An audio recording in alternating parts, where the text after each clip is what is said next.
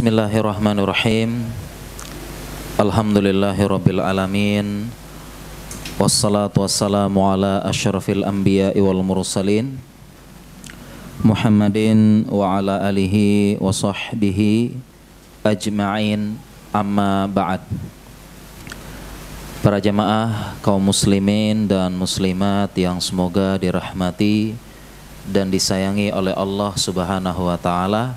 Assalamualaikum warahmatullahi wabarakatuh. Alhamdulillah, segala dan puji kepada Allah. Salawat dan salam kepada suri teladan kita Nabi Muhammad sallallahu alaihi wasallam. Ya. Ya. Para jamaah sekalian yang semoga dirahmati Allah, ya, ini ada iklan sebentar ya, kopi lewat ya. Ini yang salah satu pola hidup sehat yang kita bahas insyaallah. Para jamaah sekalian yang semoga dirahmati Allah, insyaallah ya, di waktu maghrib yang penuh berkah di musola yang berkah ini, kita akan membahas sehat ya ala Rasulullah sallallahu alaihi wasallam ya. Ya, mungkin para jamaah mohon maaf ya, sebelah sini masih full ya, karena di sana sudah full banget ya. Sudah full banget ya. Mohon maaf, mungkin kita bisa putar sedikit ya. Ya, putar dimaksimalkan biar di belakang tidak penuh gitu, insyaallah ya. Ya, insyaallah ya, full ya. Ya, baik para jamaah sekalian dirahmati Allah Subhanahu wa taala ya. Kalau kita berbicara tentang kesehatan ya. Tentang kesehatan, semua kita ingin sehat ya jamaah ya. Ini anugerah yang paling nikmat adalah kesehatan. Ya. Jadi saya berbicara dulu pertama tentang anugerah kesehatan.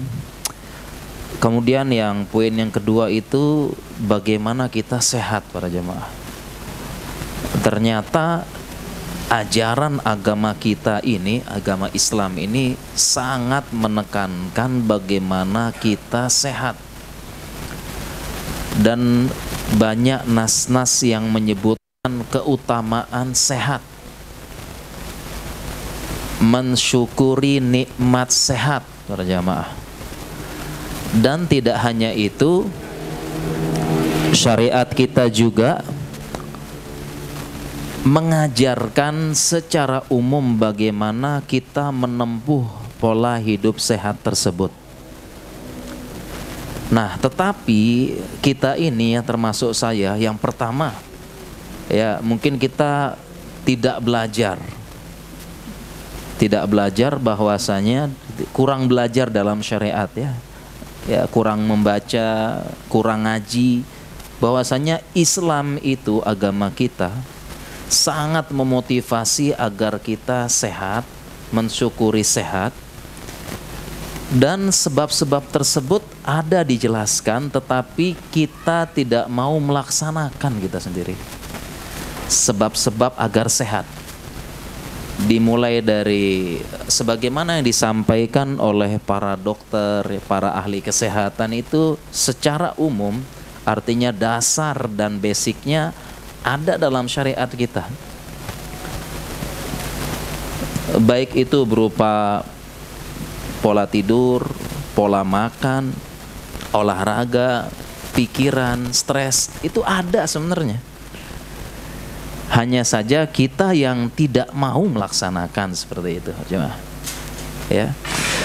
Dan kalau kita bicara ya tentang sehat ini, sepertinya dari maghrib sampai isya nggak cukup nih teman-teman para jamaah sekalian ya. Jadi kita ringkas aja, nanti habis isya kita tanya jawab ya, biar lebih efektif. Yang pertama ini diringkas banget ya jamaah, ringkas banget. Yang pertama dulu saya ingin ceritakan nikmat sehat. Pertama kita mensyukuri dulu. Nikmat sehat harus dijaga. Jangan sampai kita sudah sehat ya, lahir sehat, diberikan kenikmatan, kemudian kita nggak jaga. Karena salah satu kenikmatan itu paling paling luar biasa adalah nikmat sehat, sebagaimana hadis Nabi SAW, man asbaha aminan fi sirbih mu'afan fi badanih indahu qutu yaumih faka'annama hizat lahud dunya. Barang siapa yang bangun pagi hari salat subuh, aminan fi sirbih, ya, dia merasa aman di rumahnya, di sangkar, merasa aman. Jadi bangun-bangun itu nggak kepikiran macem-macem, nggak takut, nggak khawatir, nggak cemas. Jadi kita bangun-bangun itu pokoknya udah enak, nyaman ya. Karena ada orang bangun-bangun kepikiran utang, ya, bangun-bangun apalagi astagfirullah, ya kalau aja skripsi mungkin ya, atau bangun-bangun lagi ya Allah, ya ada masalah ini, bangun-bangunnya ini aminan fi sirbi, mu'afan fi badani, bangun-bangun badan sehat, tidak ada keluhan macam-macam ya, keluhan sakit otot, sakit pinggang, sakit gigi, pusing, mual, nggak ada, bangun-bangun sehat. Karena ada orang bangun-bangun nggak enak ya, ada orang bangun-bangun malah pegel, lehernya sakit ya. Bangun-bangun kok leher sakit, tegang ya. Setelah itu yang disalahkan bantal ya, salah bantal. Manusia nggak mau disalahin ya, pokoknya yang salah bantal ya, salah bantal katanya. Ya. Kemudian indahu qutu yaumi, hari itu ada qut, makanan pokok yang mengenyangkan ya. Ya, kayak nasi, kemudian yang lain-lain ya, mengenyangkan pokoknya. Faka'an nama hizat lahud dunia, seolah-olah itu dunia itu dikumpulkan untuk dia, ya, dikumpulkan ya. Seolah-olah dunia itu dikumpulkan bagi dia ya, karena syarah hadis ini hizat itu jumi'a wa u'tiya, dunia itu ambil semuanya, dikumpulkan, diberikan pada dia. Jadi dapat 3 nikmat ini luar biasa. Karena sebagian orang tidak dapat ini. Ya, ada juga orang-orang yang kaya, bangun-bangun memikirkan omsetnya sudah jatuh, bisnisnya ini aduh habis pandemi kok susah, dijaji ya. Bangun-bangun gak sehat. Ada juga yang bangun-bangun masih memikirkan hari ini makan apa. Sehingga para jamaah ini motivasi mensyukuri nikmat sehat ya, harus kita syukuri banget. Nikmat kita sekarang sehat, gak ada keluhan, gak sakit gigi, nikmat luar biasa. Saya sampaikan satu hadis lagi para jamaah agar kita semakin mensyukuri nikmat sehat, yaitu hadis doa ketika keluar kamar mandi.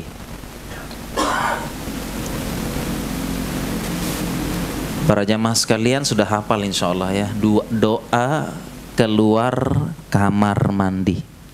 Insyaallah doanya apa para jamaah? Insyaallah singkat ya, gufronak doanya keluar kamar mandi.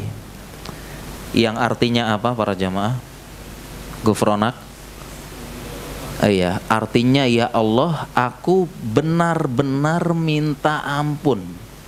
Harus ada katanya, harus ada kata-kata benar-benar. Karena gufronak ya, kalau kita belajar bahasa Arab itu adalah maf'ul mutlak li taukid. Ya, itu menunjukkan bahwasanya ada taukid, penekanan ya. Gufronak ya. Jadi ada fiil yang mahdzuf, yang terhapuskan ya. Takdirnya bisa jadi astaghfiruka gufronak gitu ya. Terjemahnya gufronak itu ya Allah, aku benar-benar minta ampun, itu terjemah yang benar. Ada taukid di situ.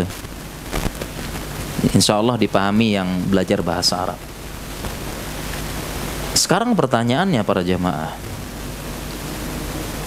keluar kamar mandi, kenapa kira-kira minta ampun? Kira-kira kenapa? Iya? Ya, Iya, sahih ya. Salah satu penjelasan ulama, kenapa? Karena bisa jadi kita lalai di kamar mandi tidak menyebut nama Allah, ya. Karena selama di kamar mandi beberapa ulama menilai makruh menyebutkan zikir dan lafaz Allah.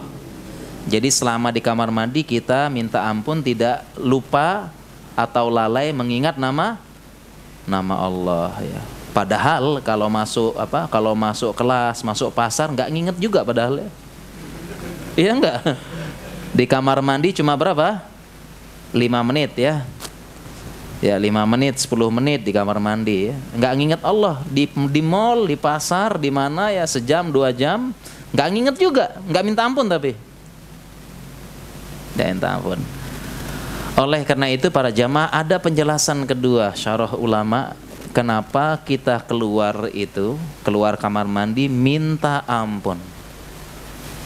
Penjelasan keduanya, ya, dan saya ketika membaca syarah ulama ini langsung ngaku saya. Penjelasan keduanya adalah karena selama ini kita tidak pernah mensyukuri nikmat lancarnya buang air besar dan buang air kecil. Tidak pernah atau sedikit katanya ulama mensyukuri nikmat lancarnya buang air besar dan buang air kecil. Sekarang pertanyaan, kalau saya langsung ngaku tadi, ya, nggak pernah. Sekarang para jamaah pernah tidak, ya, keluar kamar mandi itu, ya Allah, alhamdulillah lancar. Keluar lagi, ya Allah lancar, BAB. Ada yang pernah jamaah? Pernah nggak? Pernah, ada yang pernah ngomong gitu loh, lafaznya gitu, ya Allah alhamdulillah lancar buang air besar gitu. Ada? Ya Allah lancar buang air kecil. Alhamdulillah. Ada yang pernah lafaznya gitu? Hah? Ada yang pernah, ya? Alhamdulillah. Biasanya yang penyakitan biasanya. Kalau yang sehat nggak pernah? Ada yang sehat-sehat gimana nih? Hah? Lagelan, ya. Ya. Karena saya selama itu lancar, ya. Jadi pas baca itu, ya benar juga, ya. Jadi nggak pernah ataupun sedikit katanya ulama mensyukuri nikmat buang air besar dan buang air kecil. Ya, saya langsung ngaku tuh, nggak pernah. Padahal para jamaah, dan itu juga menunjukkan bahwasanya kita harus bersyukur nikmat kesehatan ini luar biasa. Karena para jamaah, kalau saya ceritakan ya, ketika Allah mencabut nikmat buang air besar dan buang air kecil, Allah cabut ini, itu merana luar biasa. Saya punya pasien atau bertemu langsung dengan orang-orang yang dicabut dua-duanya ini. Dicabut nikmatnya nih. Ini luar biasa merana, ya. Mau saya ceritakan dua-dua atau salah satu nih biar makin bersyukur nih. Ya. Satu dulu misalnya, ya. Nih pasien. Ada pasien itu, ya, dia pembesaran prostat yang sudah parah, ya. Ya, mungkin beberapa orang ya, prostat, ya, itu kelenjar di dekat saluran kemih gitu, ya. Kelenjar gini kalau dia makin besar maka dia akan memencet, ya, menggencet ini, ya. Ngencet saluran. Nah, sehingga beberapa orang yang kalau sudah parah banget gitu, ya, itu sampai kencingnya nggak bisa keluar sama sekali, dan itu kandung kemih bahasanya, ya. Kandung kemihnya sudah seperti balon. Ya, jadi saya pernah lihat pasien itu, ya, itu kandung kemihnya udah balon, mau pecah gitu, ya. Semalaman teriak-teriak sakit. Udah kayak balon, Pak, gini. Pas saya pegang itu tuh udah balon. Ini balon. Saya pegang kan. Udah kayak balon. Dianya kesakitan. Ya, nggak keluar-keluar soalnya. Ya, coba bayangin para jamaah nahan kencing, ya, mohon maaf, ya. Nahan buang air kecil itu, ya, gimana rasanya? Nahan gimana tuh, Pak? Sakit, ya? sakit, apalagi ini nggak keluar udah kayak balon ya. Kesakitan dia ya. Akhirnya salah satu terapinya dicoblos dari atas biar keluar, dikasih anestesi, coblos. Ini nikmat ya, cabut. Belum lagi yang dicabut nikmat buang air besarnya nggak lancar. Ada yang buang air ya, buang air kecil, begitu mau dikit-dikit ke belakang gitu ya, dikit-dikit ke belakang itu ganggu aktivitas. Begitu sampai depan, mohon maaf ya, sampai depan kloset gitu ya, mau ngeden itu yang keluar sedikit. Begitu keluar sedikit, keluar nggak keluar itu nggak lega, tapi anyang-anyangan bahasanya. Bisa kebayang nggak Pak? Kebayang nggak merananya? Ya, ini merana ini kalau nggak lancar kayak gini, ya. Rasanya kayak kebelet sampai depan tuh nggak keluar cuma beberapa aja gitu ya. Nah begitu keluar kamar mandi bukannya lega, kita kan ntar minum kopi dulu ya biar sehat ya.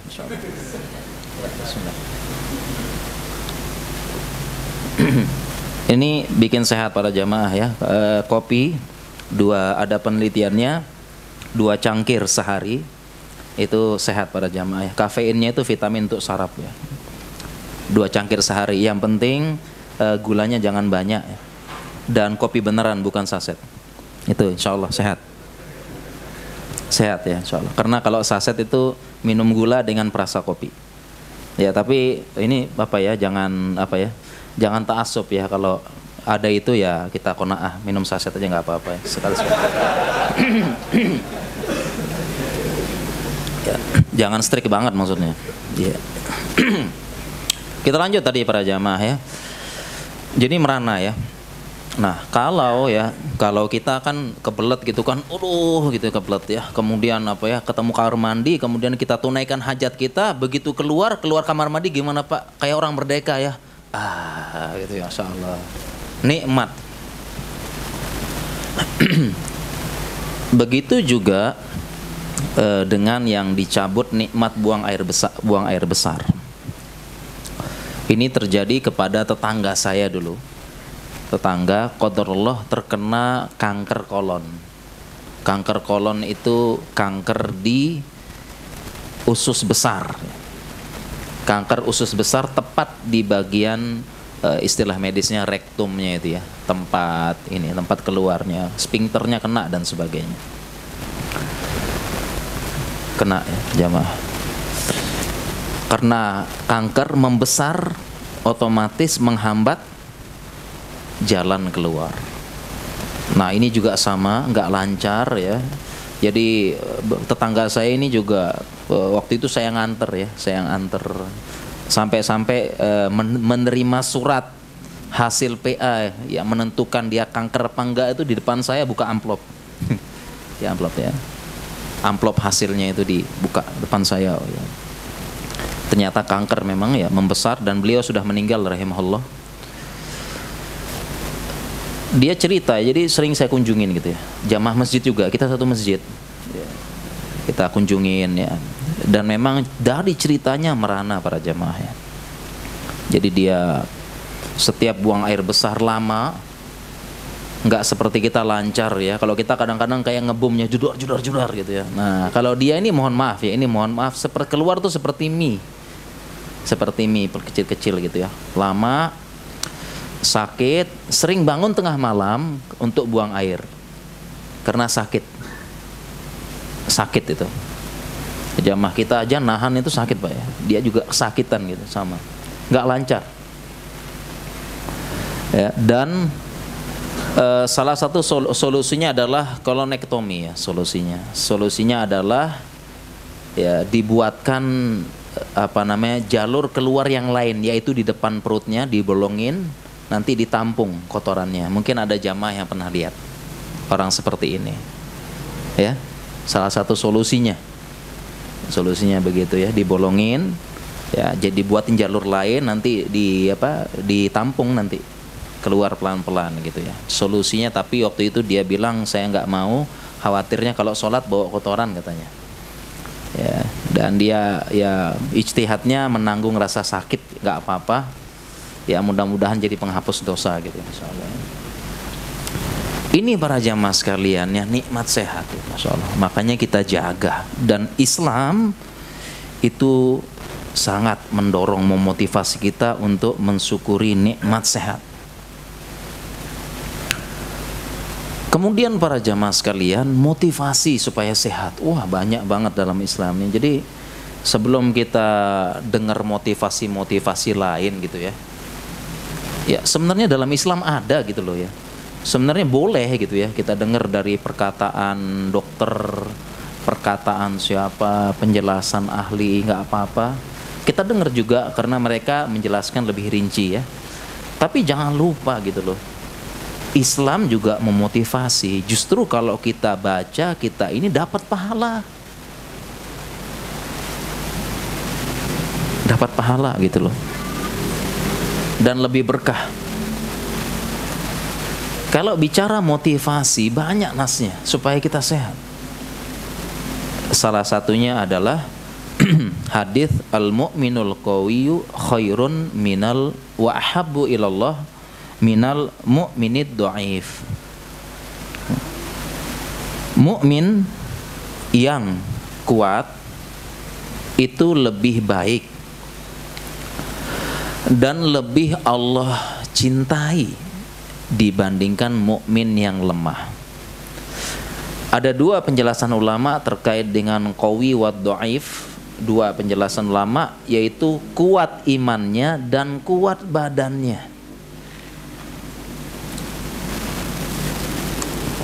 Sehingga di sini muncul motivasi supaya kita menjaga kesehatan, bukan hanya kesehatan, bahkan kita dimotivasi menjaga kekuatan badan, vitalitas dan stamina.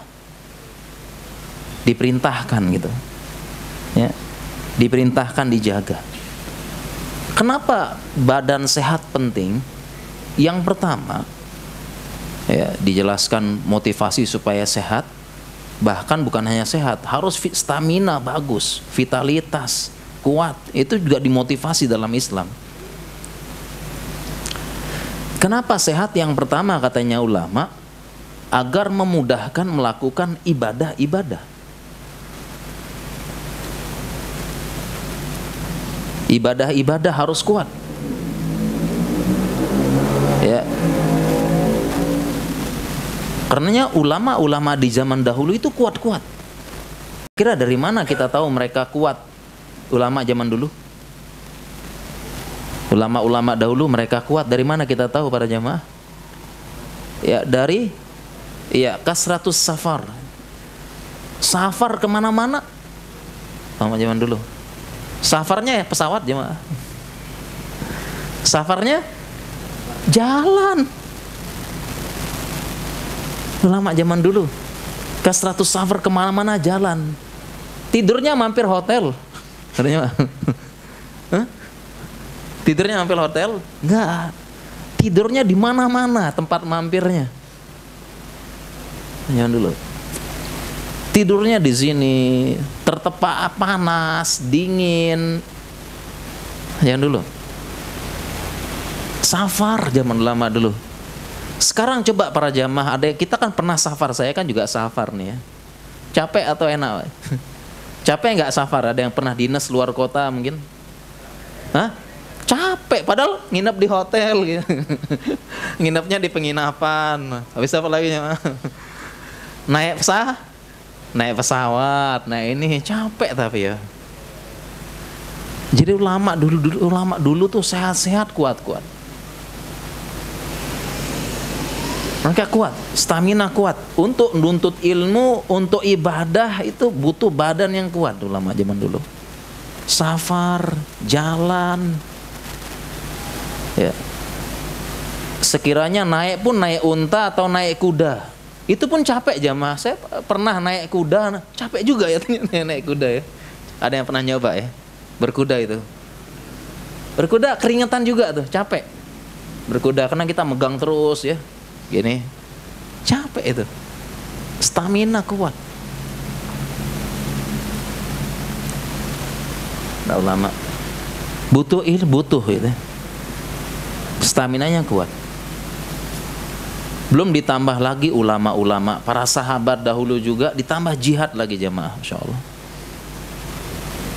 Itu dimotivasi. Bahkan Ibnu Taimiyah pun menjelaskan bahwasanya ada ibadah yang sangat butuh dengan kekuatan fisik. Apa tuh jemaah? Oh iya, haji dan umroh. Ini lebih butuh lagi kekuatan fisik.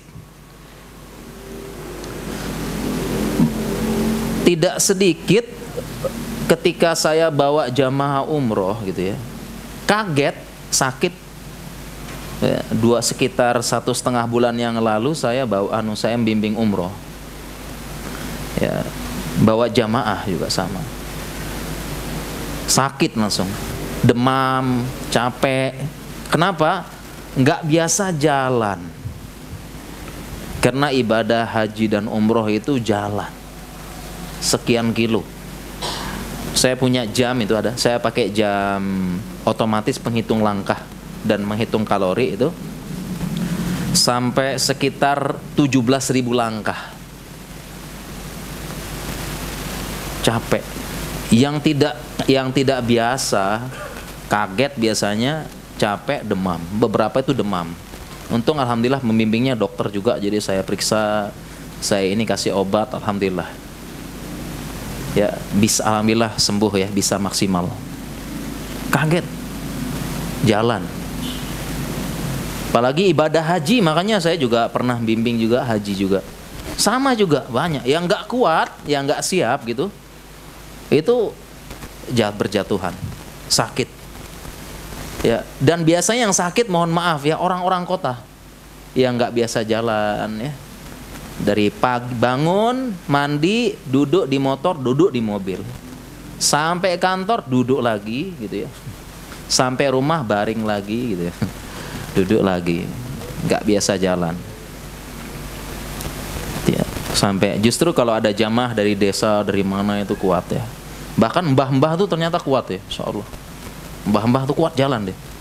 Kuat ya. Saya waktu bimbing haji itu kan kita agak naik ke atas di Jabal Rahmah itu, naik ke atas. Ada mbah umur 60, dia sama saya sampai atas berhasil, yang lain nggak kuat. Mbah-mbah ini kuat karena memang dia dari desa. 60 tahun sampai puncak sih sama saya. Yang lain mana Pak? Nggak kuat di bawah. Ya, dimotivasi. Ini motivasi Islam supaya badan sehat, dan tidak cukup itu harus juga badan yang kuat, fit, fresh, dan stamina bagus. Dimotivasi dalam Islam itu. Ya. Terlebih para jamaah sekalian, ada syariat jihad. Syariat jihad. Ya. Oleh karena itu disunahkan ya, olahraga yang disunahkan, olahraga yang mendukung jihad. Karena suatu saat kalau kita dipanggil untuk jihad, kita siap. Ya, kalau kita berbicara fikih, jihad difa misalnya. Jihad difa adalah jihad untuk membela diri ya. Kalau kita diserang gitu, itu wajib semuanya membela. Serang misalnya gitu ya, seperti yang dilakukan oleh pahlawan-pahlawan kita di zaman kemerdekaan dulu ketika ada invasi dari penjajah. Itu semuanya jihad difa wajib. Jihad difa, dan sebagian fikihnya tidak perlu izin waliul amr kalau jihad difa. Ya karena lagi diserang. Ya, lagi diserang itu. Enggak perlu nunggu waliul amr dulu. Itu fikihnya. Membela diri, agama, kehormatan keluarga, mati syahid. Syahid akbar. Harus siap. Ya. Makanya olahraga yang disunahkan itu yang mendukung stamina, vitalitas. Allahu fi thalas. Nabi SAW bersabda, main-main itu ada 3 yang diperbolehkan. Pertama, ta'dib farosik, ya, berkuda, atau sekarang yang sejenis katanya ulama, misalnya apa naik ya, bisa bawa tank gitu ya, termasuk mobil gitu, itu sejenis katanya ulama. Kemudian rom yuka bikausik, kemudian memanah dan yang semisal sekarang nembak, ya, basoka semisal, ya. Kemudian selanjutnya adalah sibahah, ya. Ta'limur rajuli sibahah, berenang. Dan itu semua mendukung jihad. Jadi kita harus bisa, terutama yang laki-laki. Nah, jangan sampai nanti misal contoh gitu ya, yang laki-laki kita ini dimotivasi itu, jaga stamina, kekuatan, tiba-tiba ada panggilan jihad difa gitu ya. Kemudian baru lari ke gunung, terus di tengah jalan tewas, tepar, ngos-ngosan.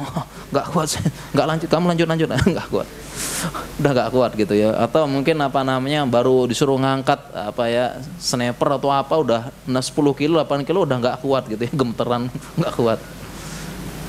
Ya, atau tiba-tiba kita harus kemana gitu ya, tiba-tiba nggak bisa ikut ya, nggak bisa berenang gitu ya. Nah, jadi para jamaah sekalian, ya ini ya motivasi syariat kita dan dipraktekkan ulama-ulama dulu. Ulama-ulama dulu stamina luar biasa itu. Saya bisa bayangkan itu. Staminanya hebat ulama-ulama dulu. Safar, kuat mereka jalan. Belum lagi ceritanya mereka siang jalan, malam sholat malam. Belum lagi ceritanya Imam Ahmad. Imam Ahmad sholat malam itu hampir 1000 katanya, 1000 rakaat ya. Kemudian setelah terjadi fitnah Khalqul Quran dicambuk, kata anaknya hanya bisa 100. Sekarang coba kita Pak ya, sholat malam itu ya cuma 10 rakaat kok kayaknya sudah capek gitu ya, udah nggak kuat ya. Kalau sholat taraweh, sholat jamaah ya, sholatnya panjang, berdirinya lama gitu ya, kita udah pegel-pegel ya jamaah ya. Pegel-pegel. Nah, dulu para sahabat, para ulama itu kalau sholat malam semalam suntuk berdiri ya. Saya rasa para jamaah sering baca hadisnya ya. Disebut dengan sholat taraweh, diambil dari kata istirohah rohah taraweh, karena berdiri yang lama kemudian istirahat yang agak lama juga ya. Jadi berdiri semalam suntuk. Kita aja nih baru taraweh rata-rata ya 40 menit ya gitu ya, kelamaan, nggak kuat, capek ya. Kalau imamnya kelamaan, makmumnya serentak ya, bikin kode-kode gitu ya, itu karena kelamaan ya. Kalau terlalu lama ini masjid ini pertama sekaligus terakhir ini. Yang dicari adalah imam kulhu ya, kulhu. Nah ini favorit ini insyaallah. Imam bacaan kulhu ya, ini bacaan ini favorit. Jadi itu para jamaah sekalian, motivasi Islam ya supaya kita itu ya, sehat, menjaga stamina ya, dan sebagainya. Dan motivasi memang kita harus dijaga kesehatan memang. Selain juga penting ya, penting begitu ya. Dan itu dari motivasi syariat. Kalau motivasi secara kedokteran banyak gitu ya, banyak, di mana-mana iklan sehat, semua pengen sehat, semua pengen sehat ya, pengen sehat. Kalau motivasi banyak gitu ya. Kalau dalam istilah kesehatan, istilahnya ada ungkapan ya, ungkapan dalam istilah kita ya, kesehatan ya, pakai bahasa Inggris ya, health is nothing but everything without it everything is nothing. Nah, gitu rasanya. Jadi memang kalau terjemahnya itu kesehatan itu memang penting. Kesehatan itu bukan segalanya ya. Tetapi tanpa sehat everything is nothing gitu. Jadi ngapa-ngapain susah. Gitu ya. Susah. Ini motivasi gitu ya. Motivasi. Saya rasa kalau di kesehatan apa semua pengen sehat gitu. Tapi alangkah baiknya kita itu termotivasi karena hadis, sunnah, bisa melaksanakan, dan memang enak ya melakukan berbagai macam kebaikan, lebih mudah, fresh, nggak gampang capek, nggak gampang pegel-pegel dan sebagainya seperti itu. Oke. Kemudian selanjutnya sekarang para jamaah, sekarang gimana cara sehat tuh? Sudah tadi kan ya. Ya, sehat ya. Udah dari syukur nikmat, kemudian motivasi. Ini motivasi hadisnya banyak, masih banyak.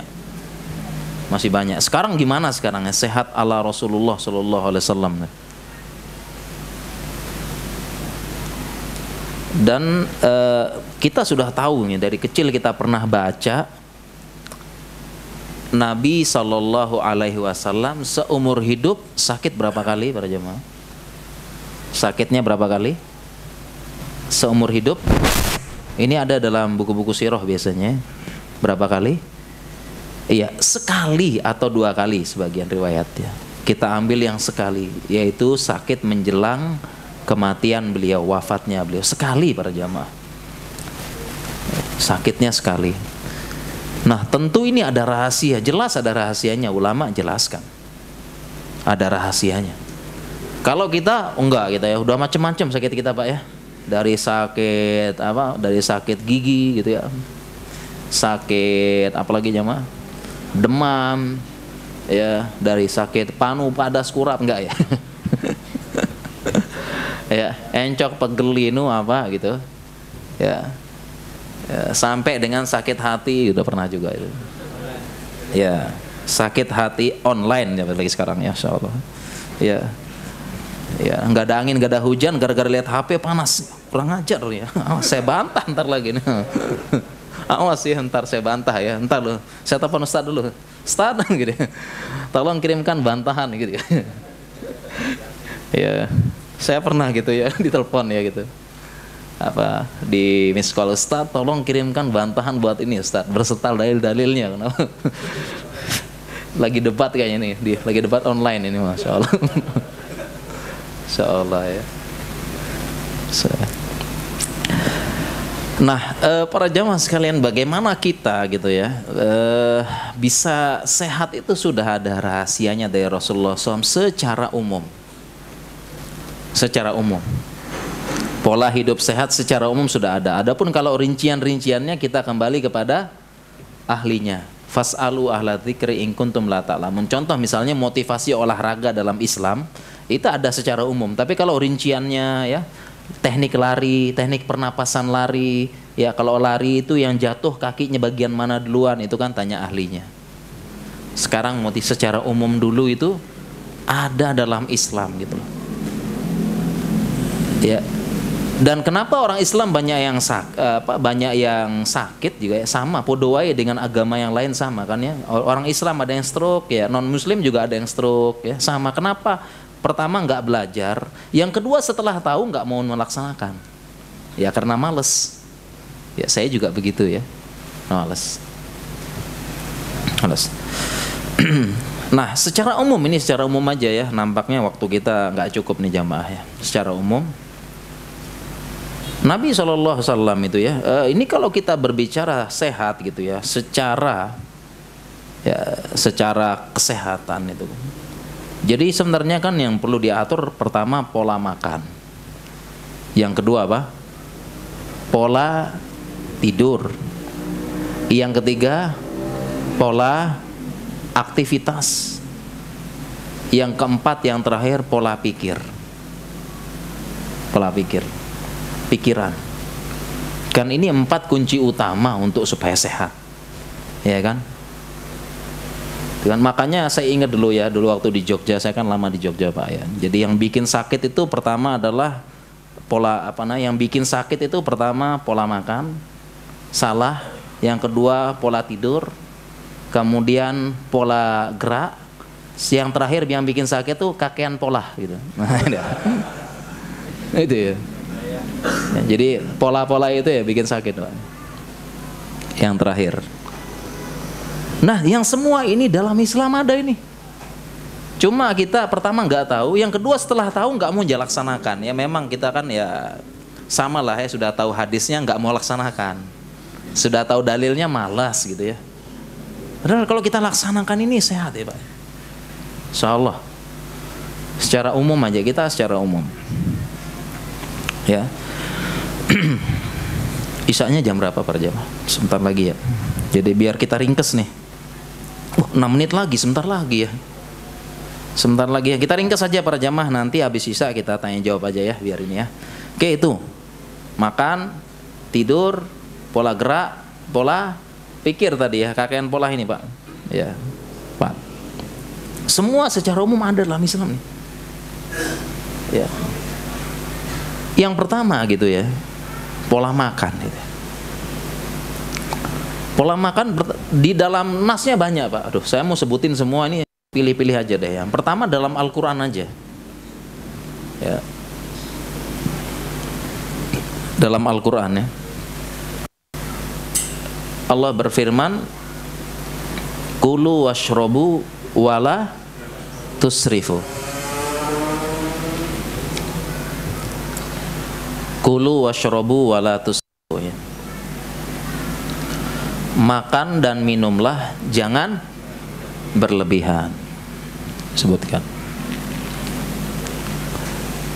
Dan Ibnu Katsir ya menafsirkan ayat ini mengatakan qad jama'allahu ilmat tib kullahu fi nisfi hazihil ayah. Itu penjelasan dari Ibnu Katsir. Jadi Allah telah mengumpulkan semua ilmu kedokteran, rahasia ilmu kedokteran dalam setengah ayat ini. Makanlah dan minum jangan berlebihan. Dalam hadis disebutkan juga ma mala'a adamiyun wi'aan syarrum min batnin. Nabi SAW bersabda, tidaklah Bani Adam mengisi wadah yang paling buruk, yaitu perutnya. Jadi wadah paling perut, wadah yang paling buruk yang diisi adalah apa? Perut. Nah, ini rahasia dari penjelasan dari Ibnu Katsir di sini, rahasia semua rahasia ilmu kedokteran pada ini ternyata benar para jamaah. Dan dibenarkan oleh ilmu kedokteran juga. Dibenarkan. Ya, karena sumber dalam ilmu kedokteran, dalam ilmu epidemiologi penyakit para jamaah, penyebab terbanyak penyakit berasalkan dari makanan. Ini kalau kita belajar nih, saya pelajaran saya Pak ya, ada namanya trilogi epidemiologi penyakit. Pertama ada food, infection, environment.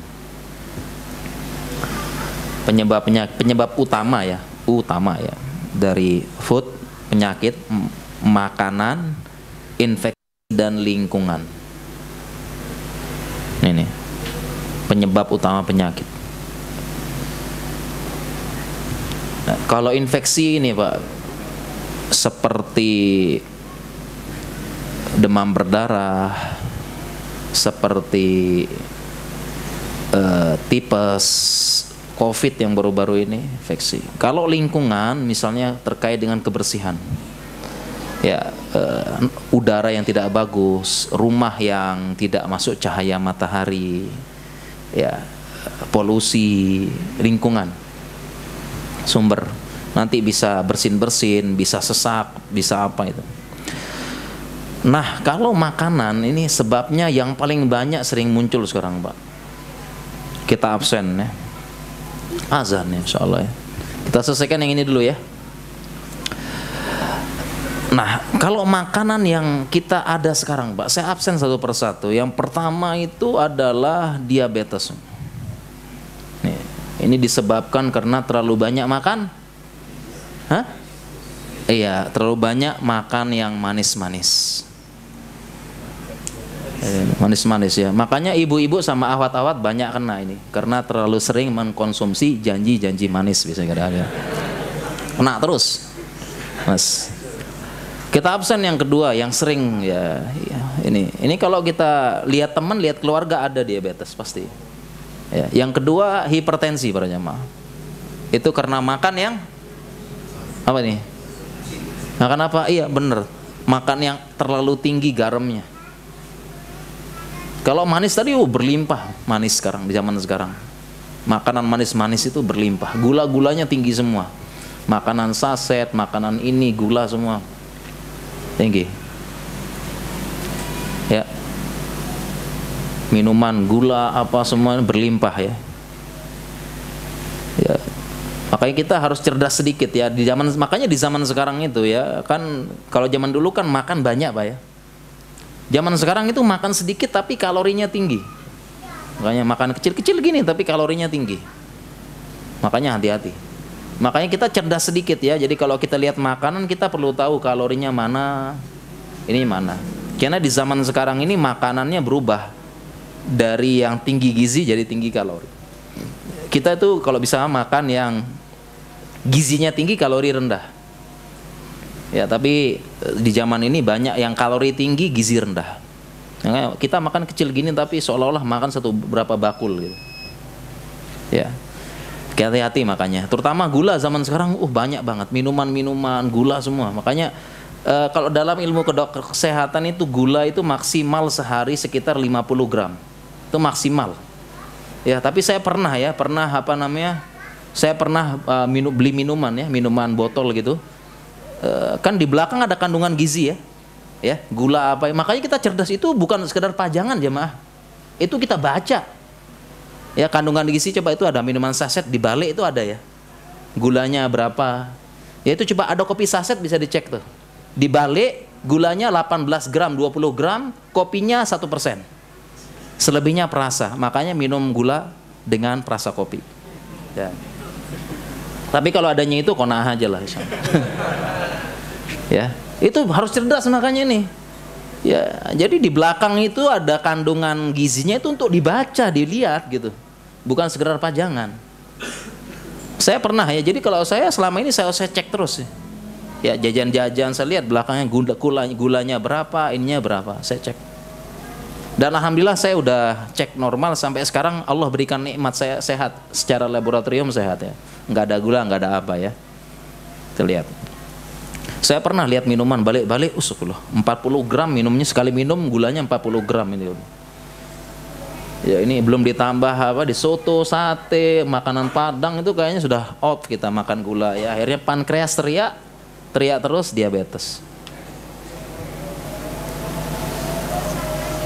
Harus cerdas gitu Pak ya, para jamaah ya kita di zaman ini hati-hati, makanan kecil tapi kalorinya tinggi, luar biasa. Ya seperti itu ya. Nah, iya perhatikan itu makannya itu. Jadi yang bikin penyakit, nah kemudian tensi kita absen lagi, asam urat. Ini juga makanan para jamaah ya. Asam urat kenapa para jamaah? Disebabkan karena terlalu banyak makanan yang kandungan purinnya tinggi, alias kacang-kacangan dan sebagainya itu ya. Kacang-kacangan, kemudian seafood dan sebagainya ya. Martabak dan sebagainya ya. Luar biasa ya. Oke, kemudian yang selanjutnya kolesterol. Ya, dislipidemia bahasanya. Ini juga karena makanan nih jemaah. Kolesterol tinggi ya. Ya, lemak, minyak, apa dan sebagainya. Ya, dan kalau kita lihat 4 penyakit ini, coba deh lihat, pasti ada tuh. Ya, di keluarga pasti ada biasanya ada yang diabetes ya. 4 ini kita absen di keluarga ada ya. Ada ya. Ini ada semua. Ini menunjukkan bahwasanya benar dari hadis dan dari secara kedokteran penyebab paling banyak penyakit makanan. Ditambah lagi makanan ini adalah salah satunya sumber yang masuk penghubung dunia luar ke dalam nih makanan. Sumber infeksi masuknya lewat makanan. Infeksi, diare, mencret apa lewat makanan masuknya. Penghubung dunia luar dan dalam ini lewat makanan ini, Pak. Kita masukin benda kotor, benda apa makanan. Makanya itu benar tadi penjelasan dari ini. Makanya kita perlu hati-hati buat makan, kita kontrol. Ya, kita lihat kandungan gizinya di zaman sekarang. Kalau zaman dulu mungkin kan banyak sedikit ya. Sekarang hati-hati tuh. Kandungan gizi, lihat, baca, mulai rajin baca sekarang nih. Ya, jadi cerdas sedikit. Ya, baca, lihat kandungan gizi apa dan sebagainya. Baca-baca ini kalorinya berapa, energi, biar kita bisa ngontrol gitu. Ya, ngontrol. Habis makan banyak gula, sekarang kurangin. Ya, bukan anti ya. Dan ini juga menunjukkan bahwasanya kalau kita makan apa aja asalkan halalan thayyibah. Yang penting jangan berlebihan. Karena sebagian kita ada yang nggak mau makan nasi, metode diet macam-macam tuh. Nggak makan nasi, nggak makan apa, nggak makan ini gitu ya, udah makan. Ya, gerak. Oke, tentang makanan tadi kita masih. Jadi intinya para jamaah kita tuh ngontrol makanan ya. Dan di zaman sekarang hati-hati ya, bukan hanya makan sedikit tapi perhatikan juga tentang kalori makanannya, kandungan gizinya. Kita berusaha di zaman ini makan makanan yang kalau bisa gitu ya, tinggi gizi, rendah kalori.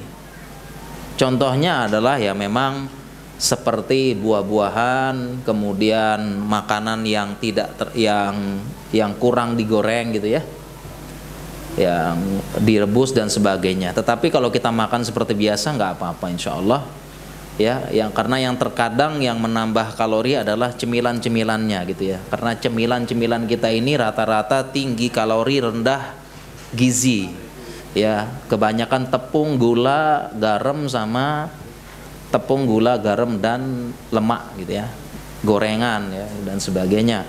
Nah itu yang ini. Tapi kalau kita makan besar biasanya itu ya normal gitu ya, seperti makan nasi, sayur, ikan, ayam digoreng, itu wajar gitu ya.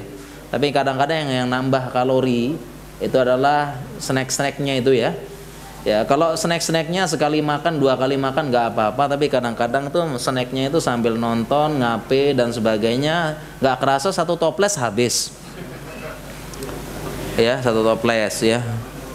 Toples habis ya, snack-snacknya itu ya. Kemudian juga minum-minuman ya, gula-gula. Ya kadang-kadang coba aja saya lihat ya, sekarang nanti dicek ya, ada minuman-minuman bersoda itu dibuka balik-balik 20 gram gitu ya rata-rata ya gulanya ya. Minuman bersoda ya 20 ya. Kemudian kopi-kopi yang itu juga dibalik 18 gram ya. Ya kalau sekali-sekali nggak apa-apa, tapi kalau seringan itu Masya Allah itu ya, karena belum ditambah dengan gula-gula yang lain ya. Ini juga kita harus harus ini ya. Kalau gorengan boleh nggak jamaah gorengan ya? Boleh nggak? Haram apa enggak nih? Gorengan ya? Ya Allah ya. Ya, jawabannya boleh ya. Boleh. Kulu washrobu, makan ya. Asalkan jangan berlebihan. Jadi sekali-sekali nggak apa-apa, karena gorengan itu yang adalah minyaknya tinggi banget, Pak. Minyaknya ya.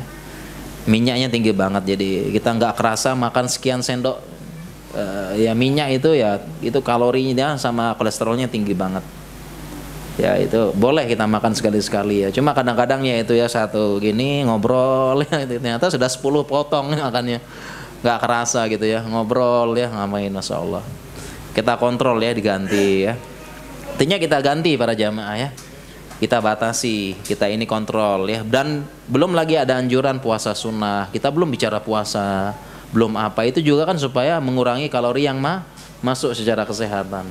Puasa apalagi sudah masuk Zulhijjah ini kan ya, salah satu syariatnya adalah kita puasa di bulan Zulhijjah ya. Bahkan ada ulama yang berpendapat boleh puasa dari 1 sampai 9, boleh di fullin, ada sebagian, ada bilang jangan ya, wallahu alam seperti itu ya. Baik jamaah, mungkin ini saja ya tentang ininya ya, semuanya tidak bisa kita bahas, waktu agak singkat memang. Baik, kalau begitu kita cukupkan para jamaah sekalian dirahmati Allah Subhanahu wa taala. Kita akhiri, mudah-mudahan kita bermanfaat ya kajian kita, mudah-mudahan ya kita semua diberikan kesehatan supaya bisa melaksanakan ibadah, dakwah dan sebagainya. Mudah-mudahan kita bisa mengamalkan ilmu kita. Kita akhiri, subhanakallahumma bihamdika asyhadu an la ilaha illa anta astaghfiruka wa atubu ilaik. Assalamualaikum warahmatullahi wabarakatuh.